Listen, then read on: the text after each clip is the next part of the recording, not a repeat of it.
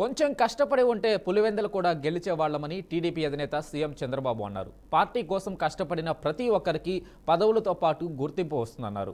చిత్తూరు జిల్లా జీడీ నెల్లూరులో జరిగిన పేదల సేవలో పాల్గొన్న అనంతరం పార్టీ నేతలు కార్యకర్తలతో సమావేశమయ్యారు. పార్టీ క్యాడర్కు దిశానిర్దేశం చేశారు. వైనాట్ 175 వైనాట్ కుప్పం అన్నవాళ్లు ఇప్పుడు ఏమయ్యారని ప్రశ్నించారు. సేవ చేసిన వాళ్ళకే గవర్నమెంట్లో ప్రాధాన్యత ఉంటుంది. దాంట్లో ఎక్కడ సెకండ్ థాట్ లేదు. నేను రాష్ట్ర పార్టీ అధ్యక్షుడిని. నేను కూడా నా నియోజకవర్గంలో కేఎస్ఎస్ మెంబర్గా ఉండాలి.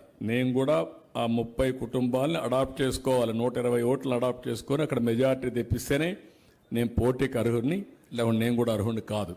ఆ సిద్ధాంతం తీసుకొస్తున్నా. మీ ఎమ్మెల్యేగా ఉండాలంటే ఒక పేజీని అడాప్ట్ చేసుకొని ఆ 60 మందిని 120 మందిని ఆయన బాగు చేసే పరిస్థితి రావాలి. అంటే గ్రాస్ రూట్ రిలేషన్స్ తెలియాలి. అదే సమయంలో రాష్ట్రంలో ఉండే ముఖ్యమైన నాయకత్వం అంతా బూత్ కమిటీ కానీ, యూనిట్ కమిటీ కానీ, క్లస్టర్ కమిటీ కానీ కన్వీనర్గా ఉండాలి. ఇక్కడ పర్ఫార్మెన్స్ ఉంటేనే ఆయనకు పదవి. పోటీ ఎమ్మెల్యేగానే చేయాలి, ఎంపీగానే చేయాలి, లేకపోతే ఒక దానికి ఆయన ఇన్ఛార్జిగానే ఉండాలి. వాళ్ళ బాధ్యత ఏంటి?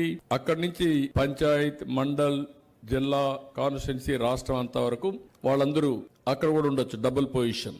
మీలో ఒక్కొక్కరు ఒక్కొక్క పక్కన లాగకూడదు. నేను అది కూడా చెప్పేస్తున్నా.